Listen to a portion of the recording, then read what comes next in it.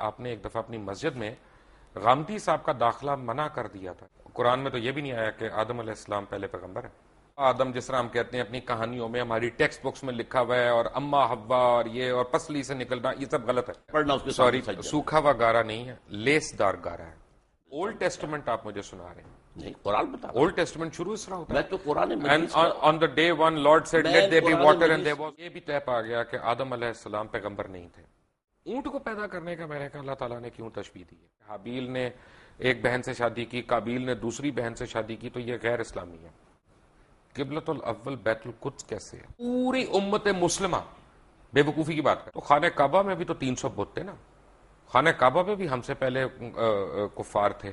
اگر وہ کل آ جائیں اپنی فردیں نکال کے کہ جناب اب اس کا جو ہے نا وہ ہمارے نام کر دیں رجسٹری, تو ہم دے دیں گے ان کو. میرا تھیسس یہ ہے بہت معذرت کے ساتھ کہ ہمارے تمام علماء دین اکابرین ہمارے, انہوں نے جو ہمارے مائنڈز میں گھوڑ کے پلایا ہوا ہے کہ یروشلم یروشلم بیت القدس قبلہ اول, یہ سب غلط ہے. اس میں کوئی صداقت نہیں ہے. بیت القدس ہمارا قبلہ اول نہیں ہے.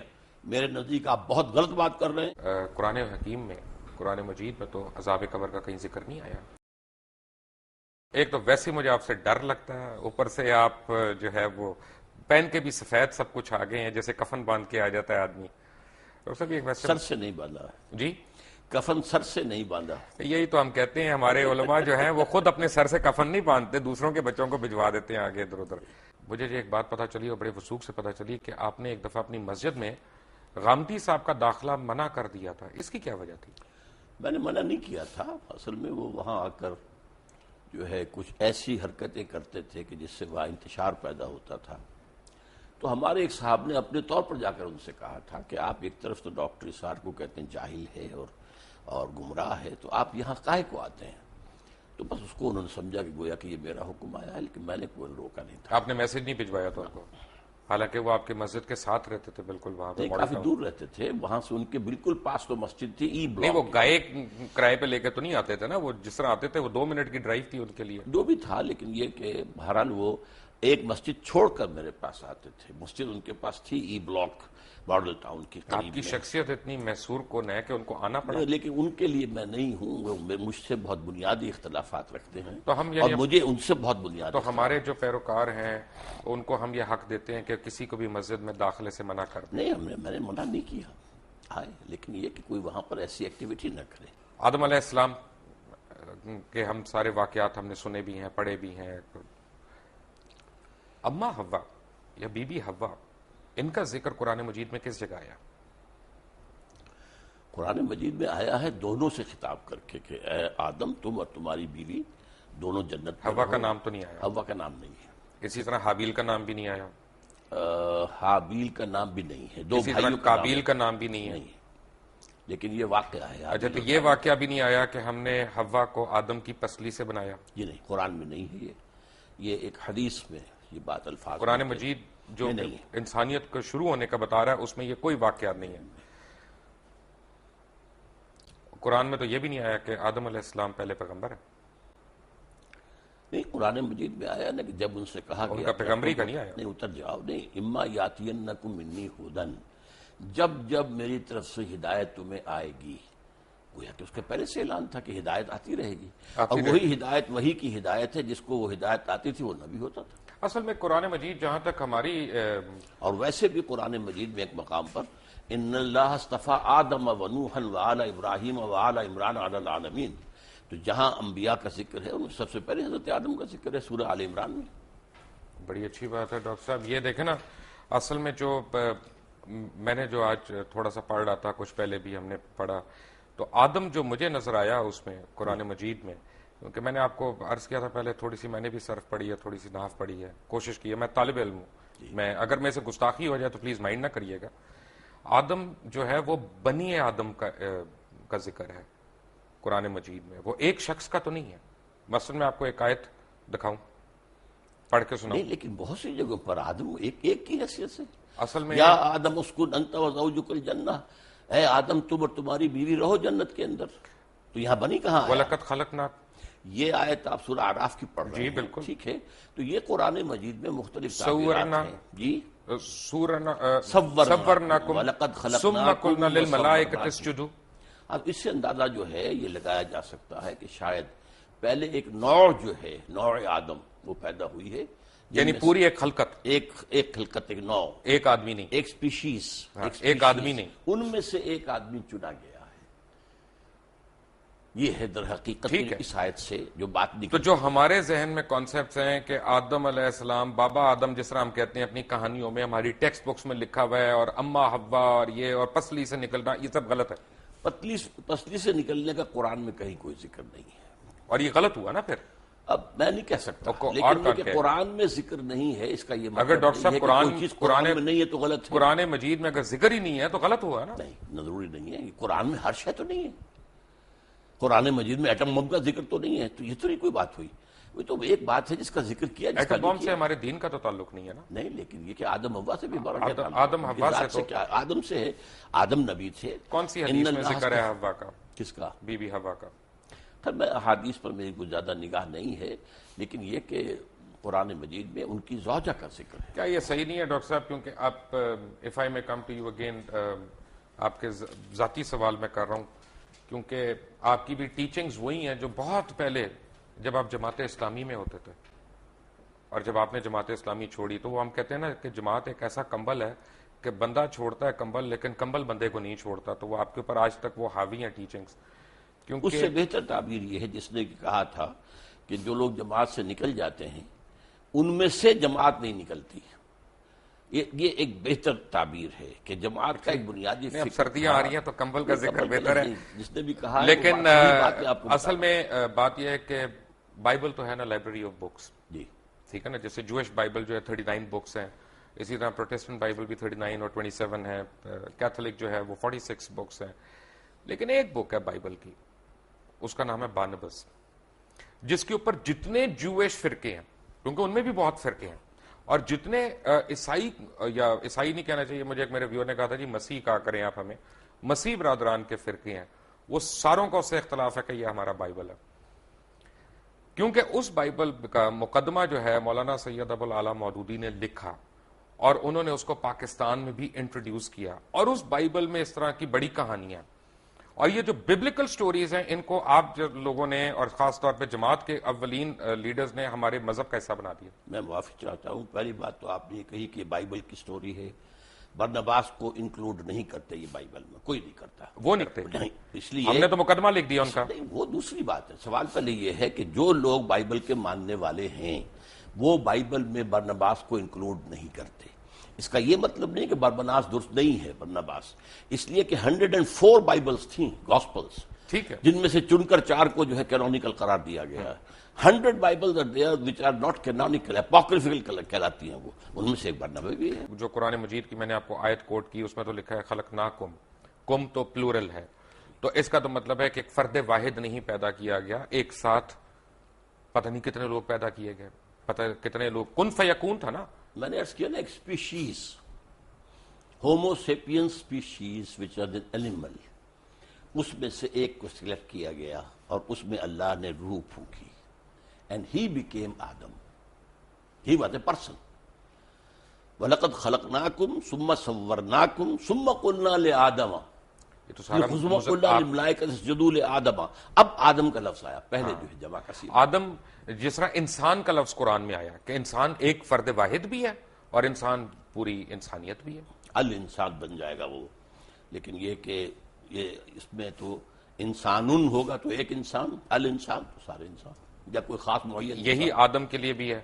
سو وی کین ریسٹ ایشورڈ کہ یہ جو ببلیکل سٹوریز ہم پڑھ رہے ہیں یہ ان میں صداقت نہیں ہے، ہم نہیں کہہ سکتے، اصل میں ان چیزوں کی انٹرپریٹیشن کے اندر اختلاف ہو سکتا ہے، لیکن یہ ہے کہ آدم جو ہیں وہ سلیکٹ کیے گئے، 2 مرتبہ قرآن میں آیا ہے کہ فرشتوں سے میں نے کہہ دیا تھا کہ میں ایک بشر بنانے چلا ہوں، انی خالق بشرا من صلصال من حمأ مسنون فاذا سویتہ ونفخت فیہ من روحی فقعوا لہ ساجدین، میں ایک بشر بنانے چلا ہوں جو مٹی سے، جو سوکھا ہوا گارا ہے، اس سے جب میں اس کی تکمیل کر لوں اور اس کی نوک پلک سوار دوں اور پھر میں اس میں اپنی روح میں سے پھونک دوں تو پھر پڑھنا اس کے سامنے سجدہ۔ سوکھا ہوا گارا نہیں ہے، لیس دار گارا ہے، لیس دار بھی کہا، سوکھا نہیں کہا۔ دیکھیے الفاظ کئی آئے ہیں، تراب بھی آیا، صرف مٹی کو کہتے ہیں، تین کہتے ہیں گارے کو، تین لازم وہ ہے جو آپ کہہ رہے ہیں، وہ جو جس کے اندر لیس پیدا ہو جاتا ہے، پھر سال وہ سوکھ کر جو کھڑکنے لگے، من حمئ مسنون، کیونکہ اللہ تعالیٰ نے یہ بھی فرمایا نا ہیں کہ سب کی شکلیں اللہ تعالیٰ نے مختلف کی، سب کی بولیاں مختلف کی، سب کے اعداد و اطوار مختلف کیے، تو یہ تو نہیں ہو سکتا نا کہ میرا بیٹا جو ہے وہ بالکل مختلف شکل کا ہو، مختلف آپ کا بیٹا تو نہیں، لیکن آپ کا پڑ پوتا سکڑ بوتا ہو سکتا نہیں، یہ لیکن جس طرح کی ریسز بنی ہیں، چائنیز بھی ہیں، جاپنیز بھی ہیں، by the passage of time, by the passage of time climatic effect ہوئے ہیں، مختلف علاقوں کے اثرات ہوئے ہیں، اس سے یہ ہے کہ شکلیں بدلی، رنگ بدلے۔ انسان کو چھوڑ دیں ایک سیکنڈ کے لیے، اچھا، جانور کیسے آئے؟ جی جانور تخلیق سے آئے، تخلیق سے آئے نا؟ کیا ہر جانور پسلی سے نکالا گیا؟ نہیں، پسلی سے تو میں نے اس بات کو بھی نہیں مانا۔ کیا ہر مچھلی پسلی سے نکالی گئی اس کی مادہ؟ نہیں نہیں، بالکل نہیں۔ تو یعنی اس کا مطلب یہ ہے اللہ ڈاکٹر تعالیٰ کی صاحب، تخلیق کا عمل تھا اور اس کے بارے میں ایک ایوولوشنری پروسیس کو مانا جا سکتا ہے۔ میں تھوڑا سا کنفیوز ہو گیا، جی، میں اصل میں طالب علم ہوں، میں سیکھنے کی کوشش کر رہا ہوں کہ قرآن مجید جیسا معجزہ ہمارے پاس موجود ہے اور اسٹرینتھ میں ہمیں بائبل کی سٹوریز لینی ہے اس کو انٹرپریٹ کرنے کے لیے۔ بائبل کی سٹوریز کون لیتا ہے؟ قرآن مجید کی ہم کہہ رہے ہیں نا کہ اس کو آؤٹ رائٹلی ہم ریجیکٹ نہیں کر جی، سکتے، ہم آپ نے کہا نا کہ اس کو آؤٹ رائٹلی ریجیکٹ نہیں کر اگر سکتے۔ وہ قرآن کے بیان میں فٹ بیٹھ رہی ہو تو میں نے تو قرآن کا بیان آپ کو سنایا ہے کہ میں جب اس انسان کو تیار کر لوں اور اس میں اپنی روح میں سے پھونک دوں تب گر پڑنا اس کے سامنے سجدے میں۔ وہ روح جو ہے جس کا خاص تعلق ذات باری تعالیٰ کے ساتھ ہے۔ اچھا، جب یہ سجدے میں گرے تو ملائکہ سارے، جن کا سردار اس وقت ابلیس تھا، تو وہ فرشتہ نہیں تھا، نہیں جن تھا، جن لیکن سردار تو تھا، کان من الجن، سردار بھی ٹھیک ہے، نہیں تھا، لیکن اس وقت اشرف المخلوقات تو تھا۔ اس کو یہ کہا جا سکتا ہے کہ وہ اپنی عبادت اور ریاضت اور علم میں نمایاں ہو گیا تھا۔ ابلیس نے سجدے سے انکار کر دیا، جی، تو اگر یعنی ٹیکنیکلی میں دیکھوں تو ابلیس شرک سے انکار کر رہا تھا۔ شرک سے انکار کر رہا ہے ظاہری شکل میں، اور اللہ کا انکار کر رہا ہے اس کا حکم نہ مان کر، وہ تو کفر ہو گیا۔ بس تو کفر ہو گیا پکڑ کہاں پہ ہوئی؟ ہے، پکڑ کہاں پہ؟ کفر پر، انکار پہ یعنی غرور پہ نہیں ہوئی جب اس نے کہا کہ میں مٹی غرور کا کی وجہ سے اس نے انکار کیا نا۔ اس کے اندر جو ہے ابا واستکبر وکان من الکافرین، اس نے استکبار کیا، اس نے صاف کہا خلقتنی من نار وخلقتہ من طین، بالکل صحیح، خدا تو نے مجھے تو بنایا ہے آگ سے، اس کو بنایا اس کو بنایا مٹی سے، وہ بھی لیسدار مٹی سے، تو طے یہ پایا۔ لیس دار کا لفظ دوبارہ آپ لے آئے، میں نے لے آپ کو آیا، بتایا تھا میں کہ لے وہ آیا۔ ایک لفظ ہے، تراب بھی ہے جس کے معنی صرف مٹی ہیں، تین بھی ہے جس کے معنی گارا ہیں، تین لازم کے وہ معنی ہیں جو آپ کر رہے ہیں۔ تراب ہے، ثم قال لہ کن فیکون۔ ہاں تو لیکن تراب صرف مٹی کو کہتے ہیں، یہ لیسدار ویسدار کہاں سے لے آیا آپ اس میں؟ وہ لیسدار اس میں ہے، تین لازم۔ جو آپ کہہ رہے ہیں وہ سورۃ المومنون میں ہے، 12 نمبر آیت میں ہے کہ ہم نے انسان کو مٹی کے ست یا جوہر سے، اسے سوکھی مٹی سے اس سے بنایا۔ من سلالۃ من طین، جی، اور سورہ سجدہ کی آیت نمبر 7 میں بتایا گیا ہے کہ جو بھی چیز اس نے بنائی خوبی بنائی، اور انسان کی تخلیق کی ابتدا مٹی کے گارے سے ہوئی، گارے سے، تین ٹھیک ہے نا؟ ابھی اس میں لفظ لیس نہیں آیا، آپ نہ ایڈ کیجئے لیس اس میں، لیس آئی سورۃ الصفت میں، ٹھیک ہے، آیت نمبر 11 میں۔ صفت کوئی صورت نہیں ہے قرآن کی، صاف صاف، سوری، میں آپ سے سیکھنے کے لیے تو بیٹھا ہوں یہاں پہ، میں سکھا رہا ہوں نا، میں بھی سکھاؤں گا آخر، بالکل آپ سکھاتے جائیں، ہم سیکھتے جائیں گے۔ تو اس کا مطلب ہے کہ غرور اللہ کو نہیں پسند، بالکل نہیں پسند۔ تو جب ہم یہاں پہ بیٹھتے اللہ کے حکم سے انکار اللہ کو پسند نہیں ہے، اللہ کے حکم کے غرور ہو تابع گیا ہونا چاہیے۔ غرور تھا، حسد تھا، اس لیے کہ وہ سمجھتا تھا کہ میں اعلیٰ ہوں۔ حسد تو بڑی عورتوں والی صفت ہو گئی۔ نہیں، مردوں میں بھی ہوتی ہے۔ اچھا، تمام یہودیوں کے بارے میں قرآن کہتا ہے حسدم من انفسہم، اے مسلمان، یہ تم سے حسد کی بنیاد پر یہ چاہتے ہیں کہ تم سے یہ نعمت جو ہے اسلام کی وہ چھن جائے۔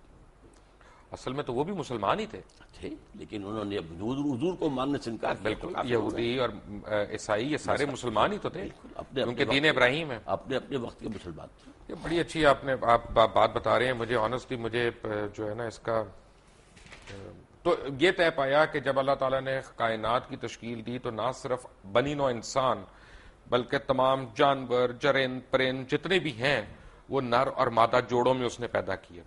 یہ بیک وقت نہیں ہے، اس کے اندر ایک ایوولوشن ہو سکتا ہے، لیکن کن فیکون ہے نا، کن فیکون، اس کے بیچ میں ہمیں یہ نہیں پتا گیپ کتنا ہے۔ ہاں تو یہ اصل میں کن فیکون بھی قرآن میں آتا ہے، اور یہ بھی آتا ہے 6 دنوں میں پیدا کیا۔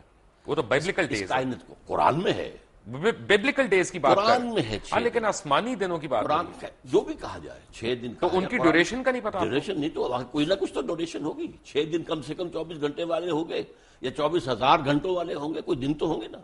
इसलिए देखिए 2 चीजें हैं, एक आलम अम्र है, एक आलम खल्क है। आलम अम्र में अल्लाह का हुक्म है कुन फयकून, जो कहता है फौरन हो जाता है।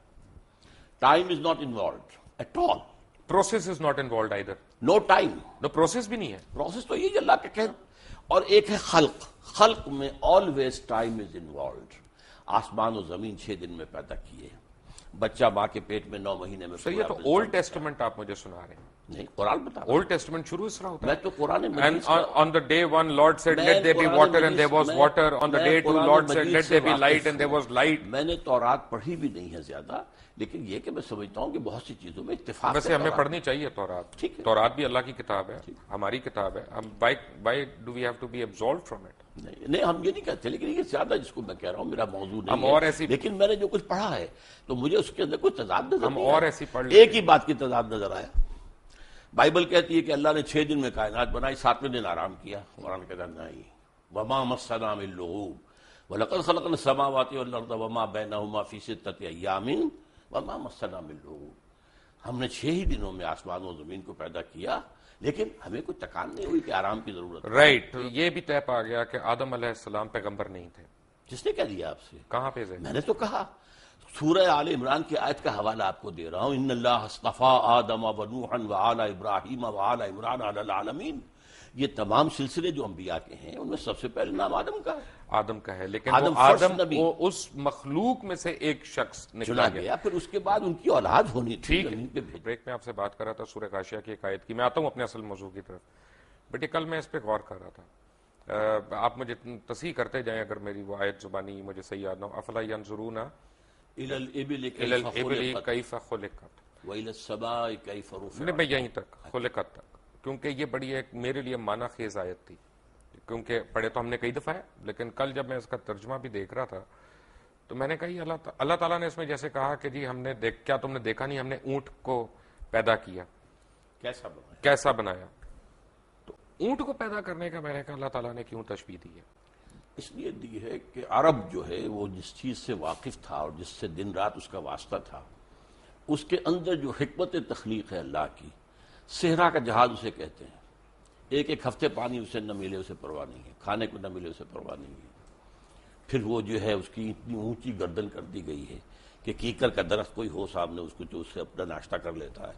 तो ये सारी चीजें दर हकीकत ये हैं कि अल्लाह ताला की तख्लीक के अंदर हिकमत जो मुस्बर है कि जिस इलाके के लिए उसको रहना है उसके लिए वो किस कदर मुनासिब है और वहाँ के लोगों के लिए किस कदर मुफीद है। माशाल्लाह। लेकिन मेरा अपना उस वक्त जो एक अंडरस्टैंडिंग मुझे हुई, यानी अल्हम्दुलिल्लाह हम भी मुसलमान हैं, हम कमजोर मुसलमान सही, लेकिन हमें भी हक है अपनी इंटरप्रिटेशन करने का। मुझे जरा सा एक डिफरेंट चीज समझ आई। क्यों मैंने ये सोचा कि ऊंट खाता क्या है, तो ऊंट वही कांटे भी खाता है, घास भी खाता है, नबातात खाता है। गाय क्या खाती है?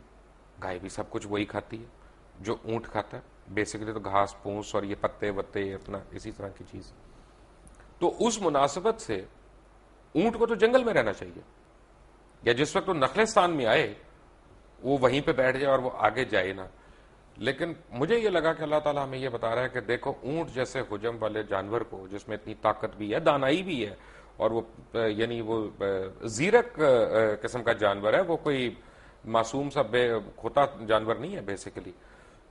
वो भी अपनी खोता मर्जी भी जीरक होता है जी, अपनी मर्जी से जिंदगी नहीं गुजार सकता। ऊंट को भी वो करना जो हम उसको कह रहे हैं, हालांकि अल्लाह ने उसके लिए तय किया और अल्लाह ने उसको उसके माहौल के मुताबिक बॉडी दी है, उसकी फिजियोलॉजी ऐसी दी है कि जो उस माहौल के अंदर, उसको पांव ऐसे दिए हैं जो रेत में धंसते नहीं है, इतने चौड़े। इस नहीं, मैं उसकी ग़िज़ा के एतबार से कहता, दूध भी देना है, मैमल है ना बेसिकली एक किस्म, जिसकी कुर्बानी भी जायज है। गाय में और ऊंट में इनकी ग़िज़ा में फर्क कोई नहीं, लेकिन उनके रहन सहन नहीं, वो तो एक्लेमेटाइज होके होता है ना, जो है वो नबातात कांटा नहीं खाएगी, नबातात ही है ना, वो तो सेलुलोज वही बनता है ना, जाके उसके पेट में जाके वही सेलुलोज बनता है। आप तो माशाल्लाह मेडिकल डॉक्टर भी हैं। तो मेरे और आपके पेट में ही बनता है। राइट डॉक्टर साहब, मेरे पेट में तो पता नहीं क्या क्या बनता है, उसके बाद दवाइयां खानी पड़ती हैं। तो अच्छा, तो तय ये पाया کہ یہ سورہ مائدہ کی ایک آیت میں نے نکالی ہوئی، اور یہ میں اس کا ترجمہ پڑھ دوں اپنے ناظرین کے لیے کہ ان پر آدم کے 2 بیٹوں کی پیش گوئی، یعنی جو اللہ تعالیٰ نے آدم علیہ السلام کے 2 بیٹوں کی پیش گوئی کی، ان کا نام نہیں آیا، حابیل اور قابیل نام نہیں آیا۔ پیش گوئی کا لفظ نہیں، پیش گوئی نہیں، یہ وہ تو اس نے تشریح اوپر لکھی تو میں اس کا پہلے پڑھ گیا تھا، یعنی جو حابیل اور قابیل کا نام نہیں آیا، ٹھیک ہے نا، کہیں پہ 2 بیٹوں کا ان کا بتایا گیا۔ اب سوال یہ ہے، کیونکہ جب آپ نے یہ کہہ دیا نا کہ کافی پتہ نہیں ہزاروں سینکڑوں لاکھوں اللہ تعالیٰ نے انسان ایک ساتھ تیار کیے، ایک ساتھ پیدا کیے کن فیکون کہہ کے، تو پھر مجھے ٹھیس پہنچی ہے۔ اس کا مطلب ہے کہ انسیسٹ نہیں ہوا کہیں پہ، کیونکہ جو ایک عام تاثر ہم لوگ لیتے ہیں کہ حابیل نے ایک بہن سے شادی کی، قابیل نے دوسری بہن سے شادی کی، تو یہ غیر اسلامی ہے اس کی، تو کیونکہ اس وقت مخلوق اتنی زیادہ تھی تو انہوں نے دوسروں سے کی۔ پہلی بات تو یہ ہے کہ یہ بات قرآن میں نہیں ہے، البتہ احادیث میں ہے، اور ظاہر بات ہے کہ یہ انسیسٹ کب جا کے حرام قرار دیا گیا، اور جب تک حرام نہیں قرار دیا گیا اس وقت تک اللہ کی طرف سے جائز تھا تو ٹھیک تھا۔ ایسے یہ جان لیجئے کہ جو میں نے کہا تھا کہ ایک پوری سپیشیز تیار کی گئی ہے، اس میں سے ایک پرسن آدم ہے، اس کے بعد نسل آدم کی چلیے، باقی سپیشیز پوری جو ہے ختم ہو گئی، ٹھیک ہے، جیسے ڈینوسارس ختم ہو گئے وہ سپیشیز ختم ہو گئی، ان کی اب نسل میں اب ظاہر بات ہے کہ اس میں بیٹا بیٹی ہو رہے ہیں، اب اس کو آگے کیسے چلنا ہوگا؟ بالکل صحیح کہہ رہے ہیں تو یہ ایک ایکسیپشن ہے۔ ڈاکٹر صاحب، پہلے نبی پہلے پیغمبر سے ہم پہلے قبلے پہ آ جاتے ہیں، قبلۃ الاول بیت القدس کیسے ہے؟ نہیں، یہ مغالطہ ہے لوگوں کو، اس کو کہہ دیا جاتا ہے صرف اس لیے کہ حضور نے مدینہ تشریف آوری کے بعد 16 مہینے بیت المقدس کی طرف رخ کر کے نماز پڑھی ہے، اس کے بعد تحویل کا حکم آیا، لیکن قبلہ اول ہمیشہ سے کعبہ ہی تھا۔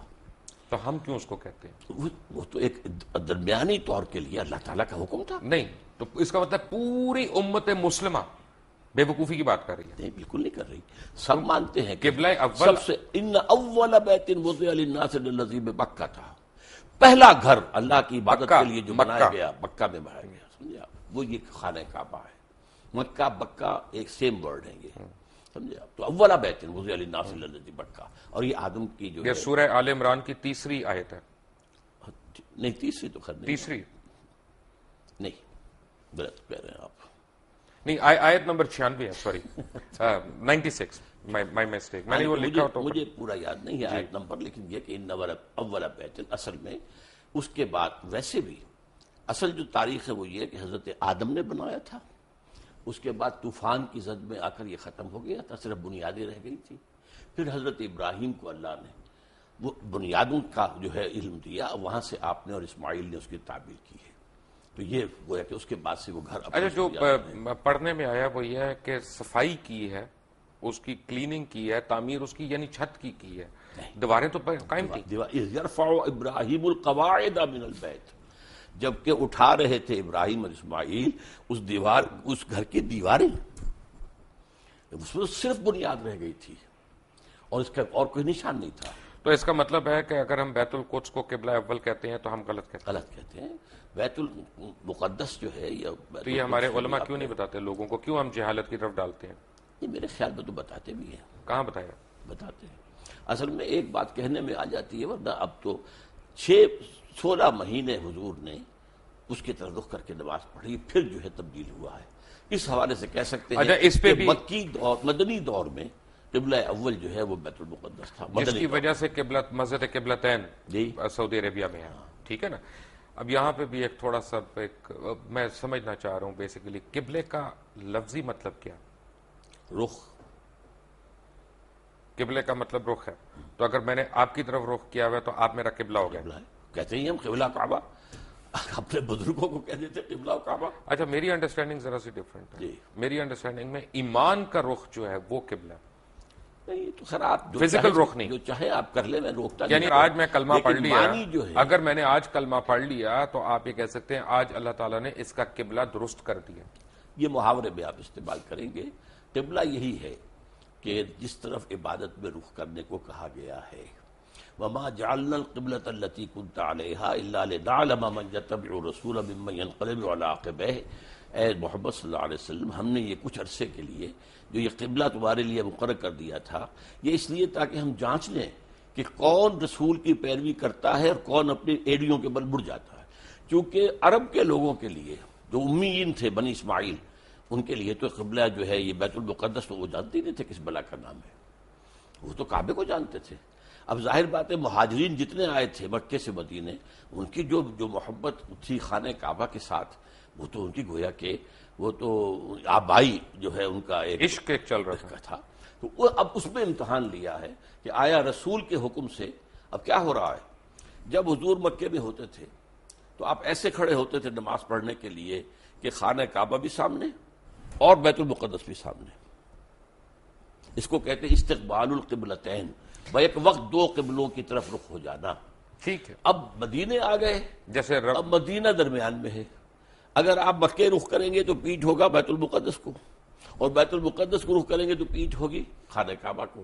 تو گویا کہ اللہ نے ایک امتحان کے طور پر مسلمانوں کو کہ آیا ان کے اندر رسول کی پیروی راسخ ہو چکی ہے یا نہیں. یہ کیا مجھے سمجھ نہیں آیا کہ اگر میں یہاں سے خانہ کعبہ کی طرف رخ کر کے نماز پڑھ رہا ہوں تو راستے میں ہندوؤں کا گردوارہ بھی آئے گا, سکھوں کا ٹیمپل بھی آئے گا, کوئی برما کی اپنا وہ ان کا بھی ٹیمپل آئے گا, تو میں ان کے بھی سجدے کر رہا ہوں, وہ بھی میری قبلے ہیں. نہیں, سوال یہ ہے کہ اس وقت کیا شکل تھی جب حضور پڑھ رہے تھے مکے میں نماز, تو عورتوں کو شہوہ نہیں تھی, اور جب یہ مدینے میں آ کر کیا ہے تب بھی کوئی چیز درمیان نہیں. اچھا, بات یہ ہے کہ حیرانی کی بات یہ ہے کہ اس وقت بیت القدس کا تو کوئی قیام ہی نہیں تھا جس زمانے کی آپ بات کر رہے ہیں, کیونکہ بیت القدس تو حضرت عمر فاروق نے بنوائی تھی بعد میں. بیت المقدس جو ہے وہ حضرت عمر نے تعبیر کروائی ہے مسجد عمر کے نام سے, لیکن یہ علاقہ ٹیمپل ماؤنٹ جو ہے یہ ٹیمپل آف سولومن تھا. ٹیمپل آف سولومن تھا, لیکن temple Mount per temple of Solomon تھا نا. ایک پہاڑی ہے, ٹھیک ہے, یہ مستطیل رقبہ ہے جس پہ حضرت سلیمان علیہ السلام نے یہ گھر یہ تعمیر کی, جنوں سے تعمیر کروائی تھی. اس کے بعد حضور کے زمانے میں وہ چرچ تھا, بالکل تھا, کیونکہ قبضہ جو تھا وہاں پر وہ جو ہے عیسائیوں کا بالکل تھا, چرچ تھا. تو اصل میں تو چرچ بھی مسجد ہے, مسجد بھی مسجد ہے, چرچ بھی مسجد ہے, سینیگوگ بھی مسجد ہے. سورہ حج میں اللہ نے فرمایا ہے کہ وَلَوْلَا دَفْعُ اللَّهُ النَّاسَ بَعْضَهُم بِبَعْضٍ لَهُدِّمَتْ صَوَامِعُ وَبِيَعٌ وَصَلَوَاتٌ وَمَسَاجِدُ يُذْكَرُ فِيهَا اسْمُ اللَّهِ كَثِيرًا. اللہ تعالیٰ اگر اس طریقے سے ایک قوم سے دوسری قوم کو دفاع نہ کراتا رہتا تو یہ ساری مسجدیں اور یہ سارے سلوتے اور سینیگوگز یہ سب کے سب ختم ہو گئے ہوتے. تو اس کا مطلب ہے کہ مسلمان جو ہیں وہ یہودیوں کی یا عیسائیوں کی عبادت گاہ کو سجدہ کرتے رہے کعبہ کو چھوڑ کے. سجدہ تو نہ اس کو کیا نہ کعبے کو کیا, سجدہ اللہ کو کرتے, قبلے کی ڈائریکشن پر. لیکن یہودیوں اور عیسائیوں میں بھی اختلاف تھا. ایک مشرق کی طرف جب وہ خود ٹیمپل آف سولومن کے اندر عبادت یعنی کرتے مسلمان خانہ کعبہ کو چھوڑ کے یہودیوں اور عیسائیوں کی عبادت گاہ کو سجدہ کرتے رہے, اس کو سجدہ نہیں کرتے رہے, اس رخ میں. بابا اگر ہم خانہ کعبہ کو میں چھوڑ کے کہہ رہا ہوں تو میں رخ کی بات کر رہا ہوں. ٹھیک ہے, میں تو بتایا آپ کو, اللہ نے اس کو امتحان قرار دیا ہے کہ آیا تمہارے اندر اپنا نیشنلزم اور ریشیل وہ باتیں زیادہ مضبوط ہیں یا رسول کا فرمان زیادہ ہے. رائٹ ڈاکٹر صاحب, طے ہو گیا کہ وہاں پہ تو ٹیمپل آف سولومن تھا جس ڈائریکشن میں مسلمان سجدہ کرتے رہے. بالکل.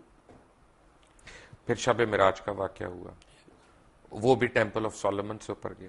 ٹیمپل تو نہیں تھا وہاں اس وقت, ماؤنٹ کیا وہ تو ایک جگہ تو وہی تھی نا راک پر, ہاں اس جگہ پر, جگہ تو وہی تھی. آپ اسے ٹیمپل ماؤنٹ کہیں, ٹیمپل آف سولومن نہیں تھا. ٹیمپل آف سولومن بنا تو تھا نا وہاں پہ, وہ کبھی بنا تھا نہیں, یہ تو نہیں ہسٹوریکلی تو تھا, اور بنایا بھی حضرت سلیمان علیہ السلام نے کرا تھا. تو ہم کیسے حضرت سلیمان علیہ السلام کی بنائی ہوئی چیز کو انکار کر دیں؟ انکار نہیں کرتے, اس وقت وہاں نہیں تھا. وہاں ایک راک ہے جس کے اوپر اب ڈوم بنی ہوئی ہے. تو اس کا مطلب تو یہ ہوا نا کہ ڈاکٹر صاحب پوری دنیا کے مسلمان جو ہے ناجائز طور پہ اس پہ قبضہ کرنا چاہتے ہیں, اس پہ حق جتا رہے ہیں اپنا. پوری دنیا کے مسلمان تو ناجائز قبضہ نہیں کرنا چاہتے. وہاں پر جو قوم 2000 سال سے آباد تھی اس کو ڈسپلیس کس طریقے سے کیا گیا ہے. یہودی تو وہاں سے نکلے ہوئے تھے 2000 سال سے.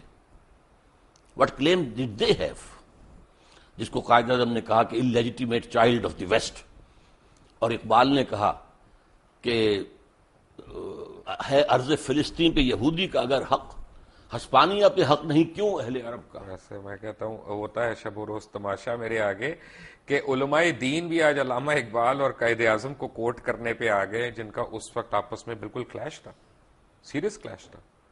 بات یہ ہے کہ حق نہیں ہے. آپ مغالطہ ہو رہا ہے. میں علماء دین میں سے نہیں ہوں، دین کا خادم ضرور ہوں، لیکن میں تو اپنی نوجوانی میں مسلم اسٹوڈنٹ فیڈریشن کا بڑا تیز ورکر تھا اور ضلع حصار کی اسٹوڈنٹ فیڈریشن کا جنرل سیکرٹری تھا، اور میرے اوپر پہلا اثر جو ہے وہ علامہ اقبال کا ہے. رائٹ. تو اس کا تو مطلب یہ ہوا نا کہ آپ ان لوگوں کو برا کہہ رہے ہیں کہ جنہوں نے وہاں پہ زمینیں خریدی، وہاں پہ اپنے آپ کو آباد کیا، کیونکہ اگر آپ سچ پوچھنا چاہتے ہیں تو فلسطینیوں نے تو پیسے لے کے زمین بیچی تھی، ان کے پاس رائٹ آف وے ہے اس کا سارا. آپ کس طرح ان کو ڈسپلیسمنٹ کی بات کر رہے ہیں؟ رائٹ آف وے نہیں تھا ان کا، اس لیے کہ جب ہینڈ اوور کیا ہے یروشلم عیسائیوں نے حضرت عمر کو، تو جو انہوں نے ڈکٹیٹ کرائیں گی ٹرمز، ان میں سے ایک یہ تھی کہ آپ یہاں یہودیوں کو آباد نہیں ہونے دیں گے. یہ ایک معاہدہ تھا حضرت عمر کا اور اس وقت کے عیسائیوں کا. حضرت عمر نے رعایت یہ برتوائی تھی کہ ٹھیک ہے یہودی یہاں آ سکتے ہیں to visit their holy places, لیکن یہاں وہ کوئی زمین نہیں خریدیں گے، کوئی مکان نہیں خریدیں گے، جائیداد نہیں خریدیں گے، سیٹل نہیں کریں گے. اچھا یہاں پہ پتہ ہے، فرض کریں آج ہم ایک مناظرہ کرتے ہیں اسرائیل والوں سے اور ان سے کہتے ہیں کہ جی یہ تم ہمیں دے دو یروشلم، کیونکہ ہمارا اس پہ رائٹ ہے، حضرت عمر فاروق کا بھی اس پہ معاہدہ ہوا تھا اور وہ ہمیں دے دیتے ہیں کہ جی ہم تم سے پہلے تھے یہاں پہ، ٹھیک ہے. تو خانہ کعبہ میں بھی تو 300 بت تھے نا، خانہ کعبہ میں بھی ہم سے پہلے کفار تھے. اگر وہ کل آ جائیں اپنی فردیں نکال کے کہ جناب اب اس کا جو ہے نا وہ ہمارے نام کر دیں رجسٹری، تو ہم دے دیں گے ان کو. یہ آپ ایک ایسی بات کر رہے ہیں جس کا کوئی امکان نہیں. وہ سب کے سب اسلام لے آئے تھے، ان کے باقیات تو کوئی ہے ہی نہیں.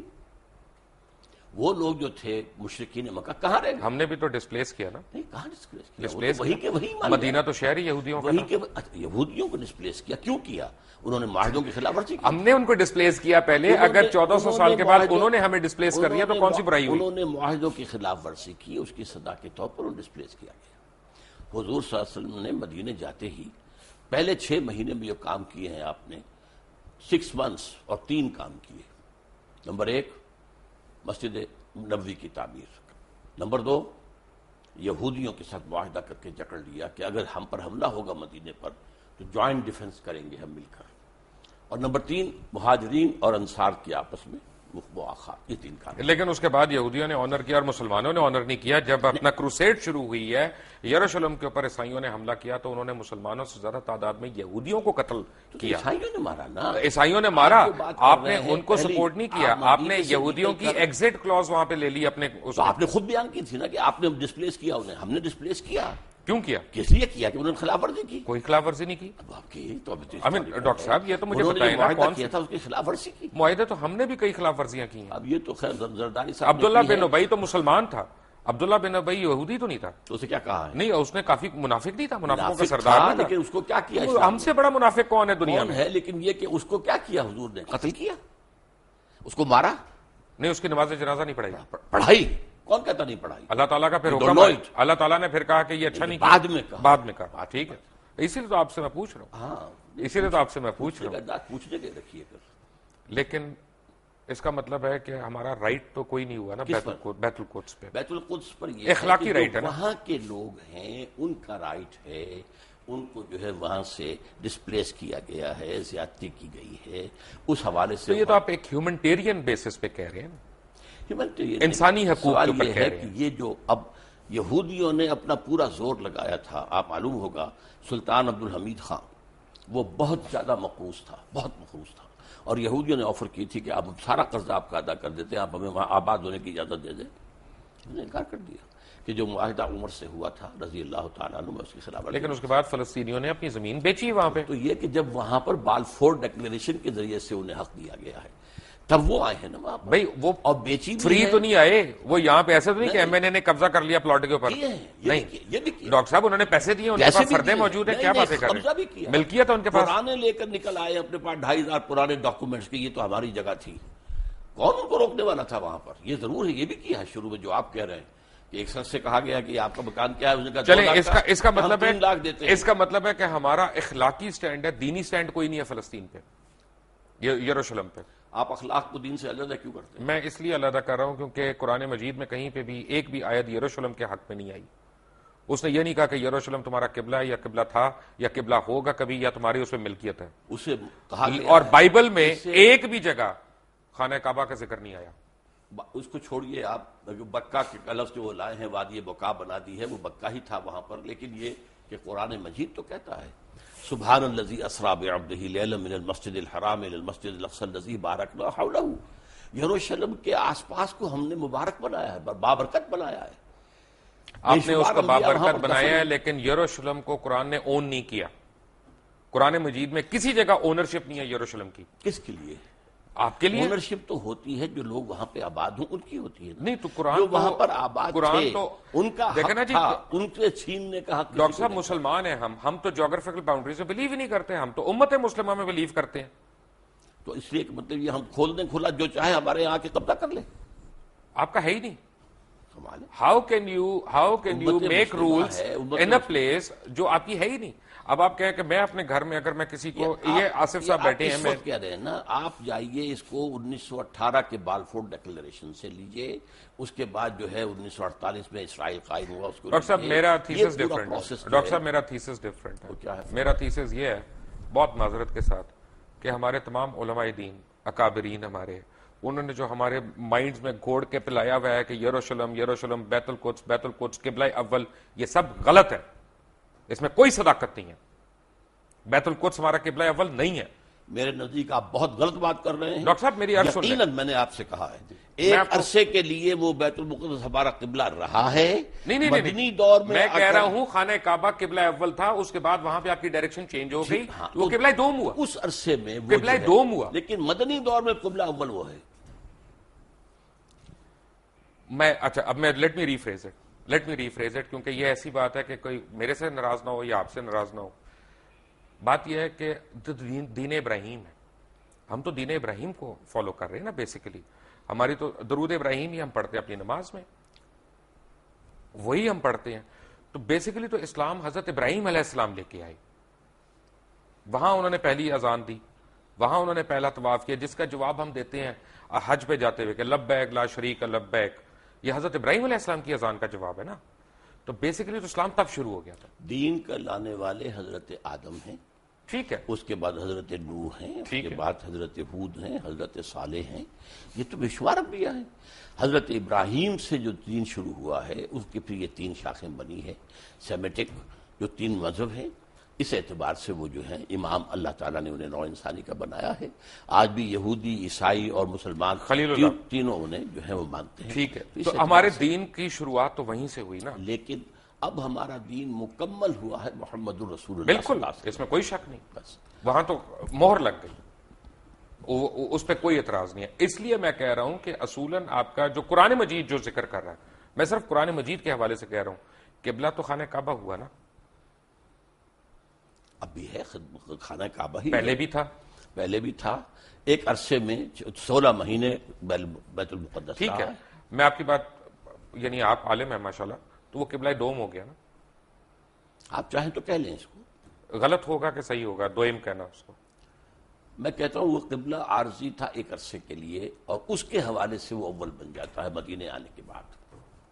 پہلے 16 مہینے وہ، بعد میں پھر خانہ کعبہ. لیکن اصل میں بات صحیح ہے کہ قبلہ اول وہ خانہ کعبہ ہے. یہاں تک کہ جو ان کا ہوتا تھا حضرت موسیٰ علیہ السلام کے بعد جو بنی اسرائیل کا ایک عبادت گاہ ہوتی تھی، وہ خیمہ ہوتا تھا. رائٹ. وہ خیمہ جہاں جا کے لگاتے تھے اس کا رخ ایسا ہوتا تھا کہ قربانی کرتے ہوئے جنوب کی طرف رخ ہوتا تھا. رائٹ. آپ فرما رہے تھے کہ ایک ٹینٹ کے اوپر جب کہیں پہ ٹینٹ پلیس کرتے تھے، تو ان کا جو وہ خیمہ تھا اور اسی میں پھر قربانی دی جاتی تھی. تو اس کو اس طریقے سے رکھتے تھے کہ قربان گاہ جو ہے، جب آدمی کو قربانی پیش کرتا تھا تو اس کا رخ ہوتا تھا کعبے کی طرف، جنوب کی طرف. یہ ان کا ٹینٹ تھا جو ان کا گویا کہ اس وقت کوئی ابھی ٹیمپل آف سولومن نہیں تھا، کچھ نہیں تھا، صحرا کے اندر تھے یا وہاں.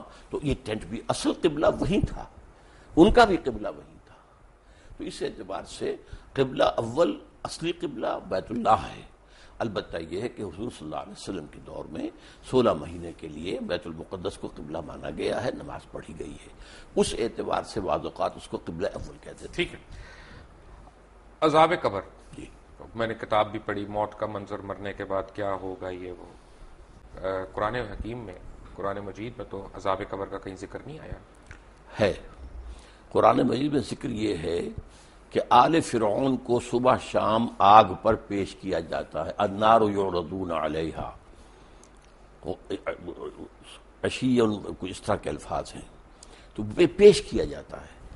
وَيَوْمَ الْقِيَامَةِ أَدْخِلُوا آلَ فِرْعَوْنَ النَّارَ، قیامت کے دن وہ داخل کیے جائیں گے۔ یوم یقوم الحساب۔ ہاں، اس کے بعد جو ہے اصل داخلہ ہوگا، لیکن یہ ہے کہ یہ در حقیقت ایک انٹرمیڈیری فیز ہے، اور اس میں بھی ایک طرح کی کچھ سیمی کانشسنس، یہ ہم نہیں کہتے قبر کے اندر ہی ہو رہا ہے، بلکہ یہ عالم برزخ ہے۔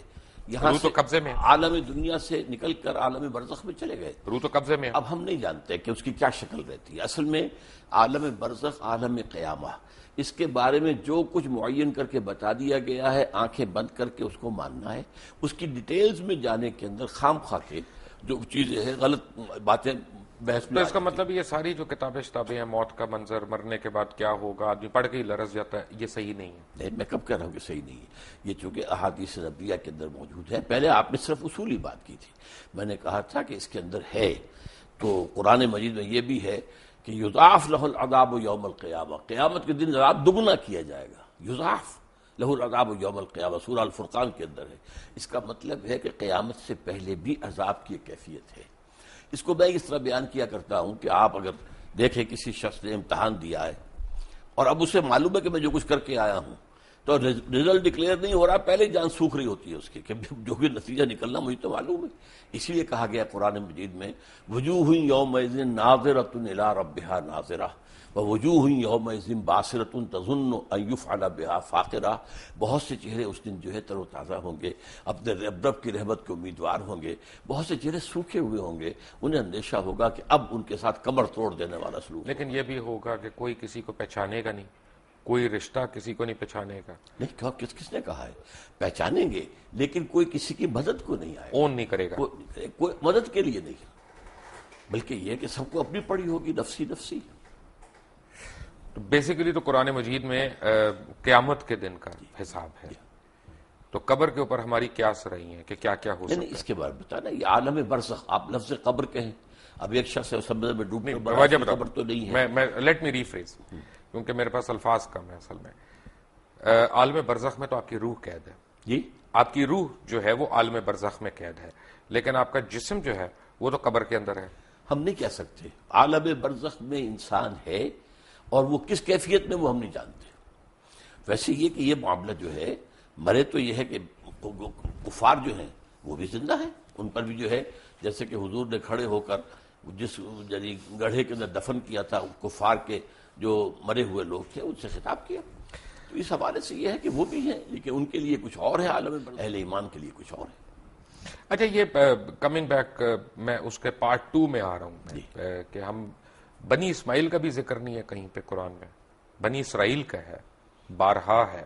آل یعقوب کی جب ہم بات کرتے ہیں تو اس میں بنی اسماعیل کو الگ تو نہیں کیا ہوا۔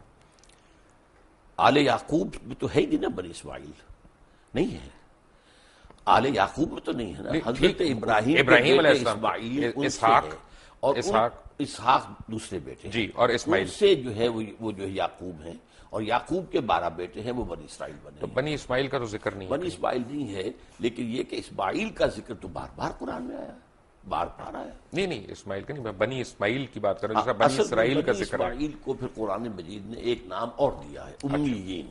امیین، امیین، ٹھیک ہے۔ تو جب ہم یہ درود شریف پڑھتے ہیں کہ کما بارکت علی ابراہیم وعلی آل ابراہیم انک حمید مجید، bless us like you've blessed Abraham and the children of Abraham، یہ children of Abraham کون ہے؟ یہ انبیاء ہے نا آخر۔ اگر حضرت اسماعیل بھی تھے، حضرت اسحاق بھی تھے، حضرت اسحاق یعقوب بھی تھے، یعقوب کے 12 بیٹے بھی تھے، پھر حضرت یوسف بھی تھے، پھر ایک اور جو ہے تیسری بیوی بھی تھی حضرت ابراہیم کی، وہ قطورہ، تو بنی قطورہ کے اندر بھی مدین جو ہیں، حضرت شعیب جہاں بھیجے گئے وہ ان کی اولاد میں سے، یہ سارا خاندان ہے ابراہیم کا، آل ابراہیم۔ تو بیسیکلی یہ بنی اسرائیل کی بات ہو رہی ہے۔ بنی اسرائیل بھی، بنی اسماعیل بھی، بنی قطورہ بھی۔ سو ہم جو دعا مانگ رہے ہیں وہ یہ ہے کہ ہمیں بنی اسرائیل والوں کے، ان کے اکابرین کی طرح ہمیں بھی بخش۔ بنی اسرائیل، پھر آپ بار بار اپنے الفاظ میرے منہ میں نہ ڈالیے، میں یہ کہہ رہا ہوں کہ بنی اسماعیل بھی، بنی اسرائیل بھی، بنی قطورہ بھی، وہ سب حضرت ابراہیم کی آل ہیں، اور ان کو بلیس کیا اللہ نے۔ حضرت بنی قطورہ کے اندر آپ کو معلوم ہے حضرت شعیب جیسے بڑے اتنی سمپل ڈسکرپشنز ہیں، جو آپ نے جیسے سمجھایا بڑی سمپل، یہ فرقے کہاں پہ بننا شروع ہوئے کس کی فرقے؟ اسلام میں؟ اسلام میں فرقہ جو ہے میرے نزدیک، ویسے تو یہ کہ بے شمار بنے ہوں گے، خوارج کا فرقہ تھا وہ ختم ہو گیا ہے تقریباً، اور مختلف لوگ آتے تھے وہ ختم ہوتے گئے ہیں. اب تو فرقہ اگر کہلا سکتے ہیں تو صرف دو ہیں، شیعہ اور سنی. باقی تمام مسالک ہیں، schools of law, schools of فقہ، ان میں کوئی وہ بڑی میجر جو ہے وہ ڈفرنس نہیں ہے، وہ سب کے سب اسلام کے اندر ہے. باقی یہ فرقے نہیں ہیں، یہ مسلک ہے. اچھا، اب یہ دونوں مجھے یہاں پہ بھی کنفیوژن ہے، کیونکہ جو میں نے پڑھا وہ یہ کہ امام ابو حنیفہ جو تھے وہ امام جعفر صادق کے اسٹوڈنٹ رہے ہیں، تو ان میں ڈفرنس کہاں پہ آیا؟ اصل میں امام جعفر صادق رحمۃ اللہ علیہ اور امام ابو حنیفہ یہ ہم عصر ہیں. حضرت امام جعفر جو ہیں وہ عمر میں بڑے تھے، حضرت ابو حنیفہ چھوٹے تھے. یہ معاملہ تو ہے، اور استفادہ بھی کیا ہے حضرت امام ابو حنیفہ نے امام جعفر صادق سے. لیکن بعض معاملات کے اندر مثلا بڑا خوبصورت واقعہ آتا ہے کہ امام ابو حنیفہ نے جا کر کہا کہ میں نے سنا ہے کہ آپ مجھ سے کوئی ناراض ہیں حضرت جعفر صادق سے رحمۃ اللہ علیہ. تو کہا ہاں میں نے سنا ہے کہ تم ہمارے نانا کی حدیث پر اپنی رائے کو ترجیح دیتے ہو. انہوں نے اس کے حضرت سلکن بالکل نہیں، قطعاً غلط آپ کو بتایا گیا ہے. اگر میں اپنی رائے کو ترجیح دیتا تو مسح میں پاؤں کے تلوے کے مسح کا حکم دیتا، اوپر کا نہیں. زیادہ خراب تو تلوہ ہوتا ہے، میں اس کا حکم نہیں دیتا، حدیث کے اندر جو آیا اس پر عمل کرتا ہوں. اگر میں اپنی رائے پر عمل کرتا تو رمضان کے روزے جو ہیں حائضہ عورت کے، ان کی جو ہے وہ قضا ہے، اور نماز کی نہیں. میں تو نماز کی قضا رکھتا کہ نماز پہلے ہے. تو اس حوالے سے انہوں نے کہا کہ نہیں، ان کے درمیان کوئی اختلاف نہیں تھا، بہت اچھے تعلقات تھے. پھر فرق ہونا شروع ہو گیا. اس کے بعد فرق ہوا ہے. اس کے بعد ظاہر وہ بات کن باتوں پہ؟ جی کن باتوں پہ؟ اصل میں اس کے تفاصیل میں جانا مشکل ہے میرے لیے، لیکن بہرحال یہ کہ ایک فقہ بھی رفتہ رفتہ مرتب ہوئی ہے جو کہ فقہ جعفری کہلاتی ہے. اور اس کے بعد یہ کہ کب سے پھر وہاں ایک معصوم امام کا تصور ہوا ہے، اب یہ ایک ریسرچ کی بات ہے، میں اس میں تفصیل میں نہیں جا سکتا. لیکن ایک فرق مجھے لگتا ہے بڑا، جی اور مجھے لگتا ہے کہ فقہ جعفریہ کو ہم پہ ایک ایج ہے، وہ ہے اجتہاد کی.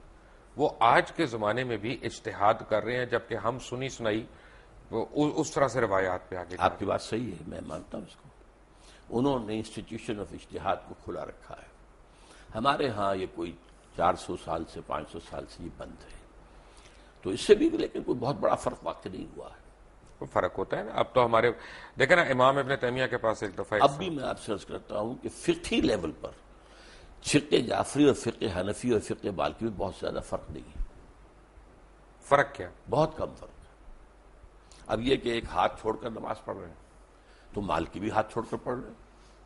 کسی نے یہاں ہاتھ باندھ لیا ہے نیچے ناف کے، اور کسی نے یہاں ہاتھ باندھ، کوئی فرق نہیں پڑتا. ساری تو ریکارڈڈ ہسٹری ہے ہماری پچھلے 1400-1500 سال کی.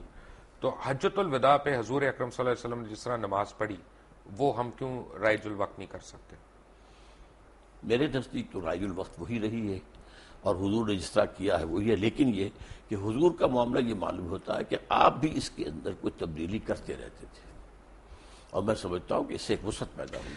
ڈاکٹر صاحب، ایک میں بڑا سینسٹیو سوال پوچھنے لگا ہوں، اور میں ناظرین سے ریکویسٹ کروں گا کہ میری بات کو غلط نہ سمجھیں. میں اپنی علم کے لیے، کم علمی کا میں اعتراف کرتے ہوئے میں یہ سوال پوچھ رہا ہوں کہ ہم سارے احادیث کے ماننے والے ہیں، سنت کے ماننے والے ہیں، ورنہ مسلمان ہی نہیں کہلا سکتے. اگر کوئی بھی شخص کہے کہ میں سنت رسول کو نہیں مانتا یا احادیث کو نہیں مانتا تو وہ تو مسلمان ہی نہیں ہے. لیکن ہم حدیث جب پڑھتے ہیں تو اس میں ہم دیکھتے ہیں کہ کرونالوجیکل آرڈر نہیں ہے، کہ اگر حضور اکرم صلی اللہ علیہ وسلم نے ایک دفعہ پانی کھڑے ہو کے پیا، یہ نہیں پتا کون سے دن، کون سی تاریخ، کس وقت. اسی طرح انہوں نے پانی بیٹھ کے بھی پیا، کون سے دن، کون سی تاریخ، کون سے وقت. تو اس میں پرابلم یہ ہے کہ چند صحابہ جنہوں نے اس کے راوی ہیں، ادھر بھی کوئی صحابی راوی ہیں. اب میرے اور آپ کے اوپر ڈیپینڈ کرتا ہے ہم کس صحابی کی روایت کو لے رہے ہیں. جو اس کو صحابی کی روایت کے علاوہ یہ کہ صحابی سے جب روایت ہوتے تابعین، تبع تابعین تک ہوتے ہوئے محدثین تک آئی، تو کون سی چین زیادہ مضبوط ہے، بس. اور اس میں کوئی فرق نہیں. میں سمجھتا ہوں اس میں وسعت پیدا ہو گئی کہ معلوم ہوا کہ کھڑے ہو کر بھی پیا جا سکتا ہے اور بیٹھ کر بھی پیا جا سکتا ہے. عام طور پر آپ بیٹھ کر پیتے تھے، لیکن کبھی ایسا بھی ہوا کہ آپ نے کھڑے ہو کے پیا، تو گویا کہ اس کا جواز ہے. کیونکہ کمنگ بیک ٹو عذاب قبر، 1 منٹ کے لیے اگر آپ اجازت دیں تو عذاب قبر کے اوپر میں واپس آؤں. میں نے جب قرآن مجید پڑھا، انسان کو پڑھتے رہنا چاہیے لیکن ہم ذرا کمزور لوگ ہیں، کبھی کبھی پڑھتے ہیں، تو جب پڑھتا جا رہا ہوں تو میں نے یہ دیکھا کہ اس میں کسی پیغمبر نے اپنی قوم کو عذاب قبر سے نہیں ڈرایا. جس نے بھی ڈرایا قیامت کے عذاب سے ڈرایا. لیکن قرآن مجید کے اندر میں آپ کو 2 حوالے دے چکا ہوں.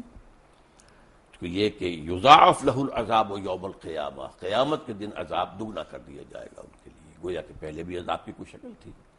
اور یہ کہ آل فرعون جو ہے صبح شام آگ پر پیش کیے جاتے ہیں، دکھا دی جاتی کہ یہ ہے تمہاری آخری منزل. لیکن قیامت کے دن پھر ان کو کہا جائے گا یوم القیامت ادخلوا آل فرعون النار. ٹھیک ہے، جب ہم پیغمبر اسلام کو ہم فالو کرتے ہیں ان لیٹر اینڈ ان اسپرٹ، اصل میں قرآن مجید میں دوسرے پیغمبروں کی بہت زیادہ تفصیلی تعلیمات آئی نہیں ہے. اصل میں جو ہے معاملہ ان کا توحید، رسالت، آخرت، اس کے اوپر زور تھا. اس سے پہلے تو بلکہ حضرت ابراہیم علیہ السلام سے پہلے تو کوئی معین یعنی وہ بھی نہیں تھی جس کو ہم شریعت کہتے ہیں، بلکہ ہم کہتے ہیں کچھ چیزیں فطرت کی ہیں جو حضرت ابراہیم سے ثابت ہیں. یہ سچ ہے کہ حضرت ابراہیم کو جب اللہ تعالیٰ نے حکم دیا کہ یہاں پہ اذان دو تو وہ ہنس پڑے. انہوں نے کہا کون آئے گا یہاں پہ؟ تو پھر اللہ تعالیٰ نے کہا نہیں، یہ میرا وعدہ ہے کہ قیامت تک لوگ تمہاری اذان کا جواب دیں گے. اور میرے علم میں یہ نہیں ہے کہ حضرت ابراہیم ہنس پڑے، میرے علم میں نہیں ہے، پتہ نہیں آپ نے کہاں پڑھا ہے اس کو. میں نے اسی طرح کی جو کتابیں ہوتی ہیں موت کا منظر وغیرہ، جی اپنا ہمارے تو ملک میں یہ بہت زیادہ دستیاب ہے نا، اور آپ جیسے علماء ان کو کھل کے بدعت بھی نہیں کہہ رہے. کوئی حرج بھی نہیں ہے، کوئی اس کے اندر کفر بھی نہیں آ جاتا. میں نے صرف آپ کو بتایا کہ میں نے نہیں کیا. بدعت تو یہیں سے شروع ہوتی ہے نا سر، وہی ابتدائی عمل ہے نا بدعت کا. اس میں کوئی شریعت کا حکم تو نہیں نکل رہا ہے نا، ایک واقعہ ہے، تاریخی ہے یا نہیں ہے، اس پر گفتگو ہو سکتی. ٹھیک ہے. اچھا، جب ہم پیغمبر اللہ تعالیٰ کے پیغمبروں کو فالو کرتے ہیں یا پیغمبر اسلام کو ہم فالو کرتے ہیں تو خلیتاً کرتے ہیں کہ کیریکٹر وائز کرتے ہیں؟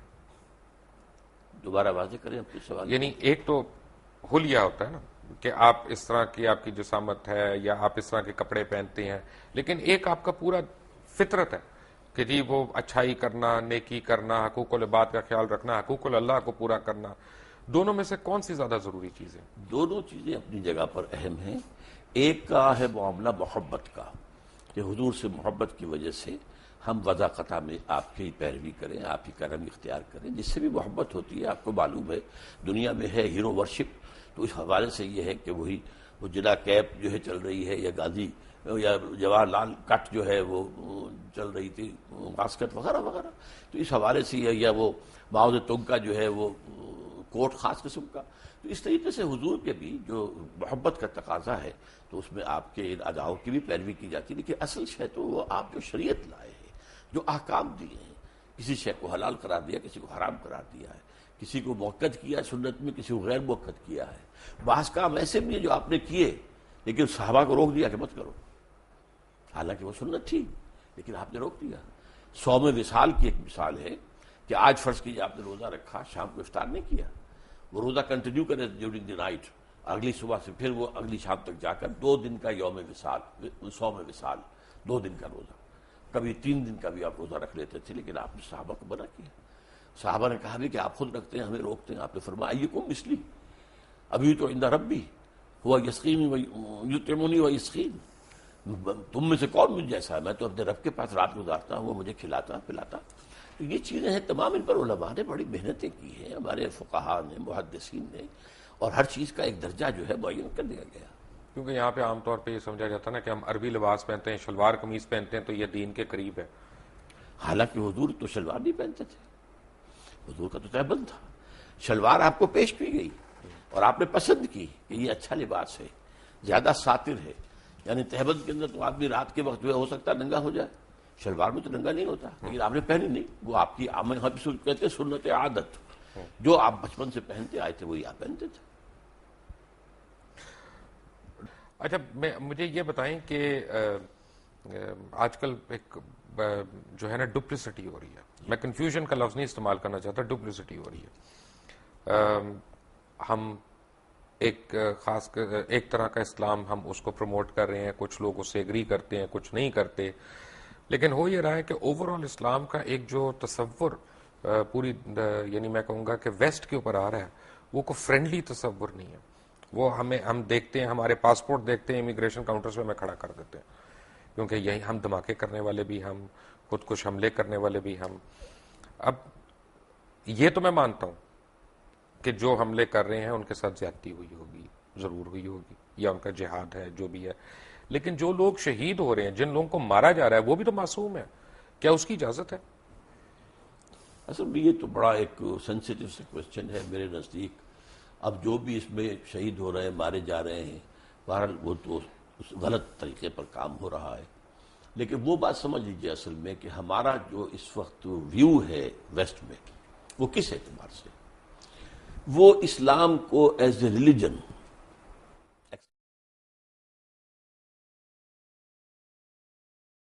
سوشو اکنامک سسٹم کے طور پر ماننے کو تیار نہیں ہے. اور انہیں خطرہ یہ نظر آ رہا ہے کہ دنیا میں مسلمانوں کے اندر ایک دبی ہوئی چنگاری ہے. وہ جو علامہ اقبال نے ابلیس کی مجلس شورا میں جو ابلیس سے کہلوایا تھا کہ نہ مجھے اشتراکیت سے کوئی ڈر ہے اور نہ جمہوریت سے ہے، اگر کوئی خطر مجھ کو تو اس امت سے ہے، اس کی خاکستر میں ہے اب تک شرار آرزو. ان میں ایک آرزو ہے کہ ہمارا ایک نظام تھا، ایک پولیٹیکل سوشو اکنامک سسٹم تھا، ہمارا اپنا جو کرمنل لا تھا، ہمارا سول لا تھا، ہمارے فیملی لاز تھے، ہمارے جو ہے لا آف ایویڈنس تھا، یہ سارے قوانین تھے ہمارے، چلے تھے، 1000 برس تک چلتے رہے. تو اب ہم دوبارہ جو ہے اس کو دنیا میں نافذ یہ چیز وہ ہے جو ویسٹ کو گوارا نہیں ہے. چنانچہ جیسے ہی پچھلی صدی کے اواخر میں یو ایس ایس آر ختم ہوا اور اس کے بعد نیٹو کو اثر نو آرگنائز کرنا شروع کیا گیا اور اس کی توسیع کی کوشش ہوئی، تو پوچھا گیا تھا نیٹو چیف سے کہ اب کس کے لیے؟ وہ آپ کا دشمن تو مر گیا، مرا پڑا، آپ کے قدموں میں پڑا، آپ سے بھیک مانگ رہا ہے، امداد مانگ رہا ہے. انہوں نے کہا تھا اب ہمیں خطرہ اسلامک فنڈامنٹلزم سے ہے. یہ ہے اصل جو خطرے کی بات ہے کہ جو انہیں ہے. اسی کو کرش کرنے کے لیے آپ اندازہ کیجیے جتنی بڑی جو ہے کولیشن بنی ہے افغانستان کے لیے، عراق کے لیے کیوں نہیں بن سکی؟ کیونکہ عراق میں کوئی اسلامی ایشو نہیں تھا، مذہبی ایشو نہیں تھا، وہاں تیل کا معاملہ تھا یا جو بھی تھا. میرے نزدیک وہ پہلا قدم تھا گریٹر اسرائیل کی طرف، اس لیے کہ جب صدام کی حکومت ختم ہوئی ہے اور اس کے مجسمے گرے ہیں تو شیرون نے کہہ دیا تھا پہلے دن ان قریب عراق پر ہمارا قبضہ ہوگا. It was the first step towards the establishment of Greater Israel. یہاں ایران، یہاں افغانستان میں تو ایسی باتیں نہیں تھی. گریٹر اسرائیل کے تو تھریٹ ہم بھی ہیں، ہم کیونکہ نیوکلیئر پاور ہیں. گریٹر اسرائیل کے تھریٹ ہم نہیں ہے، we are not included in that. وہ جو بھی ہے ہمارے نیوکلیئر پاور کے خلاف جو بھی کریں، لیکن گریٹر اسرائیل جو ہے عراق ہے، شام ہے، سیریا ہے، لبنان ہے، اور حجاز کا بھی شمالی علاقہ ہے، مدینہ اور خیبر وغیرہ جہاں یہودی آباد تھے، اور ترکی کا بھی جنوبی علاقہ ہے، اور مصر کا جو بہترین علاقہ زرخیز ڈیلٹا کا، وہ سارا اس میں ہے. ویسے کافی میں یہودیوں کو جانتا ہوں جو نیو یارک وغیرہ میں رہتے ہیں، وہ بڑے خلاف ہیں اسرائیلیوں کے، کیونکہ ان کی کتابوں میں لکھا ہے کہ اسرائیل جب یہاں پہ بنے گا تو وہ آخرت کے قریب ہوگا. ہاں، لیکن یہ کہ ان کے ہاں یہ تحریک زائنزم جو ہے یہ اصل میں بنیادی طور پر سارے یہودیوں کی نہیں ہے، بلکہ یہ سیکولر ٹائپ آف جیوز کی ہے. اور یہ وہ لوگ ہیں کہ جو در حقیقت جو بینکرز ہیں بڑے بڑے اور جو کہ کنٹرول کر رہے ہیں دنیا کی اکانومی کو، وہ زائنزم کی سب. آپ بینکنگ کی بات کر رہے ہیں، اکانومی کی بات کر رہے ہیں. جو مسلمانوں میں مجھے اکانومی کی ایک مثال میں دے سکتا ہوں، وہ ہے حضرت یوسف علیہ السلام کی. کہ حضرت یوسف علیہ السلام نے جب پہلے خواب دیکھا اور کنگ آف ایجپٹ نے ان کو بلایا، انہوں نے خواب دیکھا، تعبیر انہوں نے دی، قحط سالی کی اور بچت کی اور سیو کرنے کی. پھر اس کے بعد and if I am not wrong, correct me if I am wrong, کہ حضرت یوسف علیہ السلام کو جب کنگ آف ایجپٹ نے بلایا، انہوں نے کہا کہ اب ہمیں کیا کرنا چاہیے ان 7 سالوں میں؟ تو انہوں نے کہا قال جلنی علی خزائن الارض انی حفیظ العلیم. کہ اب جب انہوں نے یہ کہہ دیا اور انہوں نے کر بھی دیا اور انہوں نے خوش اسلوبی سے کر لیا، لیکن آج کل مسلمانوں میں حضرت یوسف علیہ السلام جیسا فائنانس منسٹر ہم کہاں سے لائیں گے؟ اصل میں تو مسلمان جو کہ بحثیت مجموعی کئی 100 سال کا ایک سلائیڈ ہے جو نیچے جا رہے ہیں، علمی طور پر جا رہے ہیں، سائنس کے علوم کے اعتبار سے جا رہے ہیں، ٹیکنالوجی کے اعتبار سے جا رہے ہیں. تو اس وقت تو ہم ڈیکیڈ لاٹ ہیں، حقیقت یہ ہے. اب اس کے اندر تو کہیں سے نئی زندگی کا شرارہ کہیں سے پھوٹے کسی جگہ پر. بحیثیت مجموعی مسلمان امت جو ہے وہ اب اس قابل نہیں ہے. اللہ تعالیٰ کسی ملک کے اندر ہو سکتا ہے کہ ایک نئی یعنی ایک حرارت پیدا کر دے ایمان کی، اور اس کے ذریعے سے وہاں اسلامی انقلاب آ جائے اور دنیا کو دکھا دیا جائے کہ دیکھو، come and see with your own eyes, this is Islam. یہ ہے اسلام کا نظام of social justice, come and see it. جو کچھ تم نے پڑھا ہوا تمہیں دکھا دیا گیا ہے وہ نہیں ہے اسلام. اسلام تو یہ ہے, آؤ بس دیکھو. تو اصل میں یہ کام ہونا تو ہے, لیکن ابھی اس کے اور اس وقت کے دور کے درمیان بہت وقفہ ہے, اور اس میں وٹ آئی فیئر از کہ امت مسلمہ پر بڑا سخت عذاب اللہ کا آنے والا ہے, جس کا سب سے بڑا حصہ عربوں پر آئے گا. And number 2 on the divine hit list seems to be Pakistani Muslims. Why? Number 1 عرب کیوں ہیں؟ ان کی مادری زبان میں قرآن ہے, یہاں ان کو تو کوئی بچت ہی نہیں. ان میں سے محمد تھے صلی اللہ علیہ وسلم, اور اسی پر وہ ناس بھی کرتے ہیں.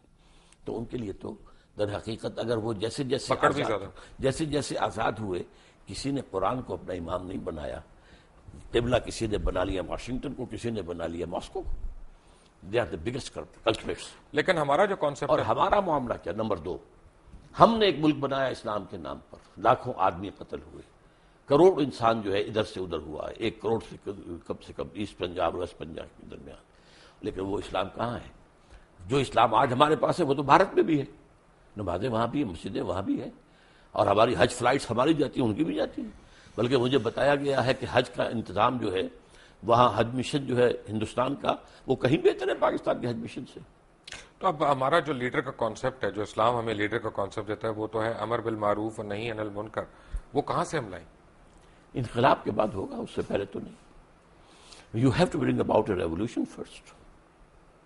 حضور نے ریولیوشن برپا کیا, 13 سال میں ایک ریولیوشنری پارٹی تیار کی ہے. دعوت ہے, تربیت ہے, تزکیہ ہے, تعلیم ہے, اور منظم کرنا ہے. ایک امیر کا حکم مانو. اس کے بعد باطل سے ٹکرایا ہے. اقبال کا ایک شعر جو ہے بہت عظیم ہے, با نشہ درویشی در ساز و دمادم زن, چوں پختہ شوی خود را بر سلطنت جم زن. حضور کی حیات طیبہ کو 2 مصروں میں لے آیا اقبال. مکی دور کیا تھا؟ درویشی, دعوت, تبلیغ, نصیحت, was.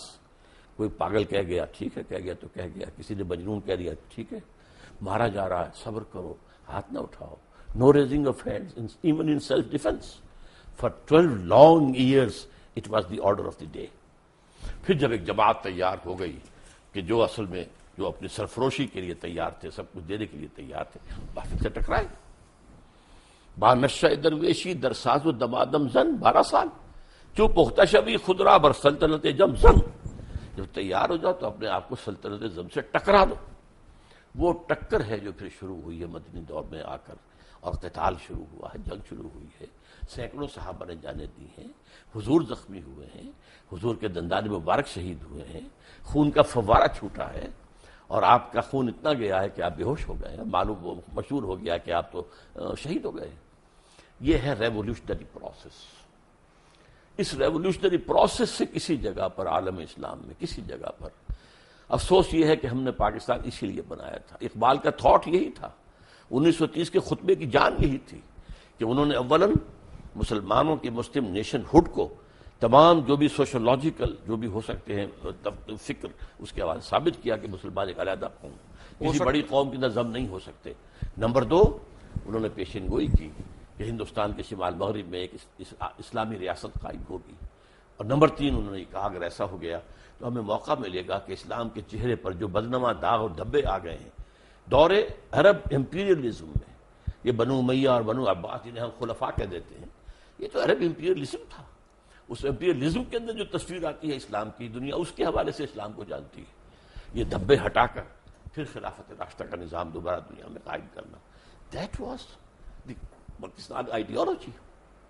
But we have failed, badly failed. Why? لمبی داستان ہے, بہت بات. میں سمجھتا ہوں کہ ان میں اصل میں ایک تو جو مسلم لیگ کی تحریک کے اندر کچھ انہیرنٹ ویکنیسز تھیں وہ سامنے آئی. مسلم لیگ کی تحریک ایک تحریک تھی, موومنٹ جو آندھی کی طرح آتی ہے اور بگولے کی طرح نکل جاتی ہے. تحریک جو ہے اس کے ساتھ جب تک کہ کوئی مضبوط جماعتی ڈھانچہ نہ ہو, کارڈرز, معین کارڈرز کے ساتھ ایک مضبوط جماعت, وہ آگے نہیں چل سکتی. یہی فرق تھا مسلم لیگ میں اور کانگریس میں. کانگریس کی مضبوط جماعت تھی, اس کے کارڈرز تھے, اس کا نظم تھا. مسلم لیگ کا نہیں تھا معاملہ, وہ تو ایک تحریک تھی. اور در حقیقت ایک چونکہ ایمرجنسی کی حالت پیدا ہو چکی تھی کہ مسلمانوں نے ہند کا کیا جو ہے مستقبل ہوگا, تو اس حوالے سے پاکستان بنتے ہی مسلم لیگ تو ختم ہو گئی, جسٹ میلٹڈ اوے.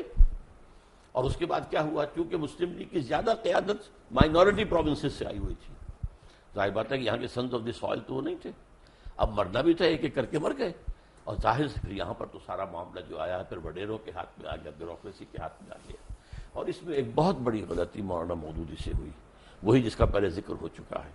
وہ پاکستان موومنٹ سے علیحدہ رہے، انہوں نے ساتھ نہیں دیا، انہوں نے کہا کہ ہم ایک اصولی اسلامی تحریک جو ہے وہ برپا کر رہے ہیں، لیکن پاکستان میں آ کر ان سے غلطی ہوئی، انہوں نے الیکشن میں حصہ لے کر اور ایک پولیٹیکل پارٹی بنا دیا، اور نتیجہ کیا ہوا؟ اب گویا کہ اسلام ایک پولیٹیکل ایشو بن گیا۔ اس سے پہلے مولانا مودودی مطالبہ لے کر کھڑے ہوئے تھے اسلامی دستور کا، اس وقت تک چونکہ جماعت پولیٹیکل پارٹی نہیں تھی تو تمام حلقے جتنے تھے مذہبی انہوں نے ان کا ساتھ دیا۔ ایک غلطی یہ تھی کیا؟ کانسٹیٹیوشن 1973 کا جو پروگرام شروع ہونے سے پہلے میں آپ سے ذکر کر رہا تھا، جس میں آپ نے مجھ سے پیج پوچھا تھا، میں نے پیج 129 آپ کو کوٹ کیا تھا۔ جب ہم بریک سے آئیں گے تو ہم اس کے اوپر بات کریں گے کہ اسلام ممانعت کرتا ہے بڑی سختی سے فرقہ بندی کی، ہمارا آئین جو ہے فرقوں کو ریکگنائز کر رہا ہے، اور چاہے وہ انفرادی طور پہ کر رہا ہے چاہے وہ اجتماعی طور پہ کر رہا ہے۔ ڈاکٹر صاحب میں نے آپ کو کانسٹیٹیوشن دکھایا، اس میں پریمبل میں ایک چیز لکھی ہوئی ہے کہ where in the principles of democracy, freedom, equality, tolerance and social justice as enunciated by Islam shall be fully observed۔ اور دوسرا آگے پیج 129 پہ اسلامک پروویژنس کے اوپر لکھا ہے کہ in the application of this clause to the law of any Muslim sect, the expression Quran and Sunnah shall mean the Quran and Sunnah as interpreted by the sect۔ تو پہلی بات تو یعنی دو سوال، ورڈ پرسنل لا وہ اب کہاں گیا؟ Personal law of any Muslim اس کو سیکٹ۔ کہیے۔ پہلا تو یہ ہے کہ ڈیموکریسی اور اسلام جی ان کا مجھے تو تضاد لگتا ہے۔ مجھے نہیں لگتا، میں بتاتا ہوں آپ۔ بسم اللہ۔ Democracy as such is kufr and shirk. It is based on the principle of popular sovereignty. اسلام میں sovereignty belongs to God. اللہ بالکل سروری زیبا فقط اس ذات بے ہمتا کو ہے، حکمراں ہے ایک وہی باقی بتانے آسری۔ اچھا، اس کا نتیجہ کیا ہے؟ اللہ کی کتاب اور اس کے رسول کی سنت، اس کی پابندی کرنی پڑے گی۔ اس کے اندر امرہم شورا بینہم، جہاں اللہ اور اس کے رسول کا کوئی حکم نہیں ہے وہاں بھی مشورے سے معاملہ طے کر لو۔ کوئی اتھارٹیرینزم، کوئی ڈکٹیٹرشپ نو، کوئی ڈائنیسٹی نو، امرہم شورا بین۔ دس از جمہوریت، اسلامی جمہوریت۔ You can say it's a controlled democracy, limited democracy. Limited by the injunctions of the Quran and the Sunnah, not by any person or any dynasty or any monarch, no whatsoever, by injunctions of the Quran and Sunnah. میں اس کی مثال دیا کرتا ہوں، بہت سادہ سی ہے، 2 minute میں ذرا لے لیجئے کہ اگر آپ کے پاس ایک گھوڑا ہے، آپ چاہتے ہیں کہ وہ بھاگے بھی نہ لیکن یہ کہ جڑ بھی نہ جائے اس کے ہاتھ پاؤں، تو آپ نے 200 گز کی رسی سے باندھ دیا ایک کھونٹے کے ساتھ۔ اب ایک سرکل وجود میں آ جائے گا 200 یارڈز جو ہے ریڈیس کا، اس میں گھوڑا آزاد ہے، مشرق جائے، مغرب جائے، شمال جائے، جنوب جائے، 150 گز جائے، 200 گز سے ایک گز نہ ادھر نہ ادھر نہ ادھر نہ ادھر۔ This is Islam. Injunctions of the Quran and sunnah, that is the circle, you can't cross it. لا تعتدوا حدود اللہ، تلک حدود اللہ فلا تعتدوها، تلک حدود اللہ فلا تقربوها۔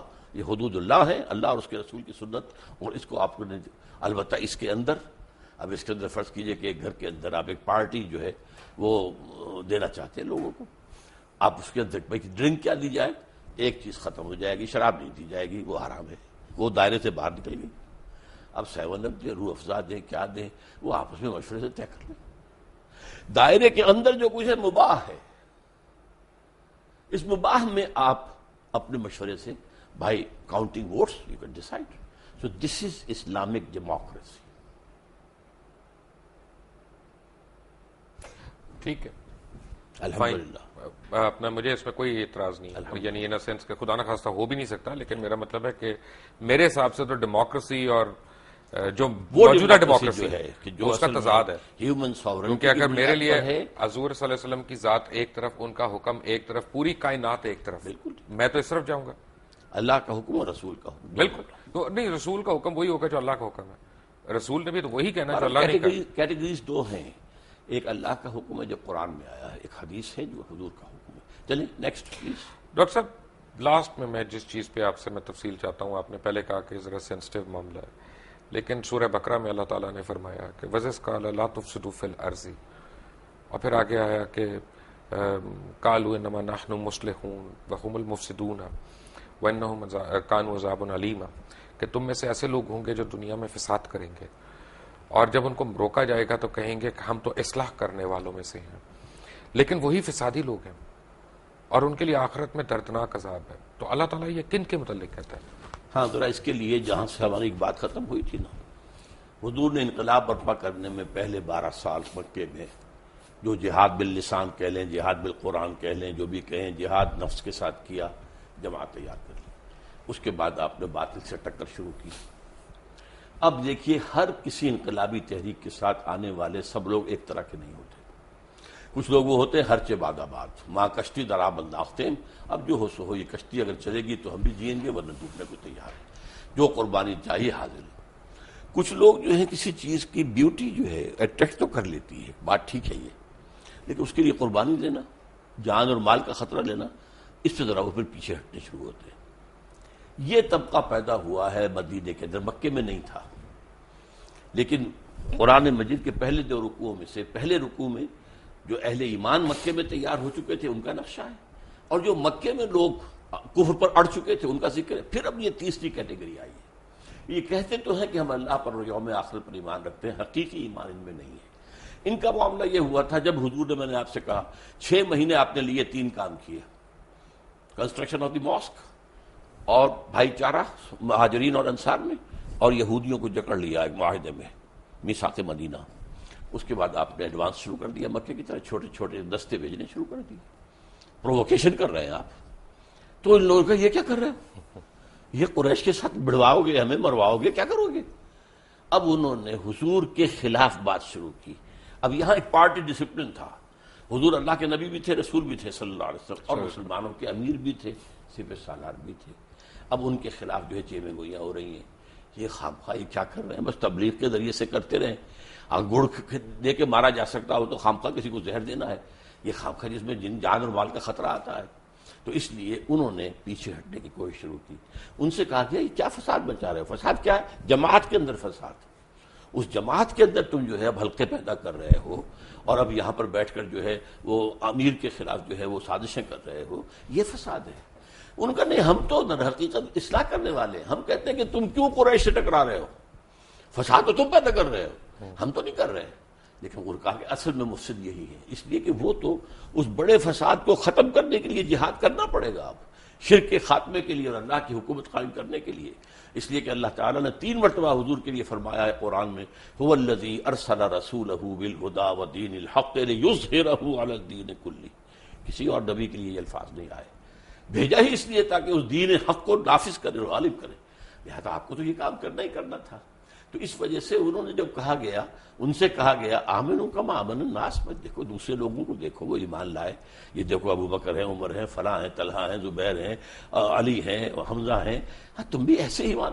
ان کا یہ تو بیوقوف لوگ ہیں، انہیں اپنے مفاد کی فکر ہی نہیں ہے، نہ یہ دائیں دیکھتے نہ بائیں دیکھتے، جسے ہم کہیں گے فینیٹکس، یہ تو فینیٹکس ہیں، پاگل ہیں، انہیں اپنے مفادات کی اور اپنی مصلحتوں کا فکر، ہم تو ایسے بیوقوف نہیں ہیں۔ یہ ہے سارا پس منظر اس کا، کہ یہ منافقین تھے، اور منافقین میں بھی ایک خاص بات نوٹ کریں گے کہ وہاں ایمفیسس کیا ہے، وَمِنَ النَّاسِ مَن يَقُولُ آمَنَّا بِاللَّهِ وَالْيَوْمِ الْآخِرِ، رسول کا ذکر نہیں ہے۔ اصل مسئلہ کیا تھا، رسول کی اطاعت ان کو بڑی شاخ تھی، اور بلکہ وہ یہ بھی کہتے تھے کہ ابھی قرآن میں تو حکم آئی نہیں، اور انہوں نے پہلے شروع کر دی چھیڑ چھاڑ۔ پھر سورہ محمد نازل ہوئی ہے، اور اس میں یہ ہے کہ پورا قتال کا حکم آ گیا ہے، اب وہ لاجواب ہو گئے۔ لیکن یہ ہے کہ وہ بہرحال اپنے، جس کو آپ کہتے ہیں ڈریگنگ دی فیٹ، کہ وہ اب اس معاملے میں آگے نکلنے کو، آنے کو تیار نہیں تھے، پیچھے ہٹنے شروع ہو گئے۔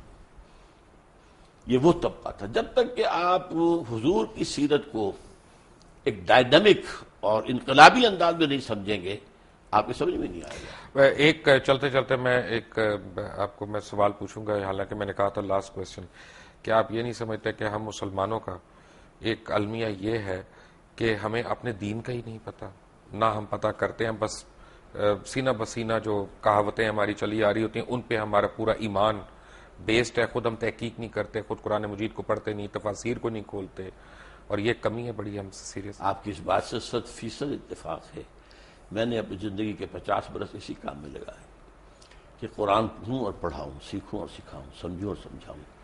خاص طور پر ایجوکیٹڈ لوگ، ڈاکٹرز ہیں، MBBS ہیں، PhDs ہیں، انجینئرس ہیں، جو شعور رکھتے ہیں. کم سے کم 100 ایسے نوجوان تیار کر چکا ہوں، ہائیلی کوالیفائڈ، جو میری ہی طرح درس قرآن اب دے رہے ہیں، اور میں نے اپنی زندگی اس کام میں لگائی. لیکن پھر یہ کہ میں نے اس کے بعد اب صرف ایک علمی بات نہیں ہے، یہ ایک اکیڈمک چیز نہیں ہے، بلکہ قرآن کی دعوت اور اس دین کو قائم کرنے کے لیے جماعت قائم کی ہے تنظیم اسلامی کے نام سے، بیعت کی بنیاد پر قائم کی ہے، جو آج کی دنیا میں بہت ہی لوگوں کے لیے حیرت انگیز بات ہے. آپ کے پرنانا نے بیعت کی تھی مولانا ابوالکلام آزاد کے ہاتھ پر، بیعت کی بنیاد پر حزب اللہ بنی 1913 میں. لیکن اس کے بعد تو معاملہ غلط. مولانا مودودی نے جماعت بنائی، بیعت کا معاملہ نہیں کیا.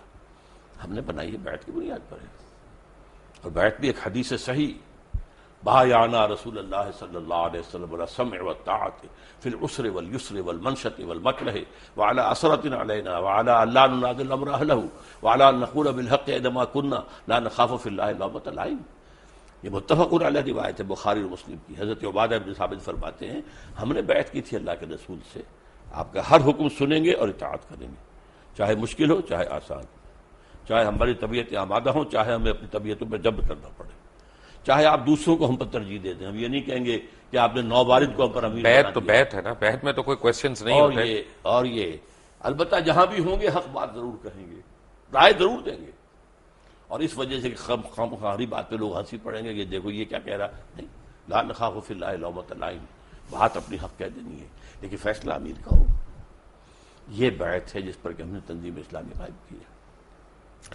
ڈاکٹر صاحب آپ کا بہت بہت شکریہ، آپ آئے اور آپ نے مختلف سوالوں کے جوابات دیے، اور میں آپ کا بالخصوص اس وجہ سے شکر گزار ہوں کیونکہ ہمارے بڑے اچھے نامور علماء جو ہیں سیاست کے اوپر بات کرنا پریفر کرتے ہیں، مذہب کے اوپر بات کرنا پریفر نہیں کرتے.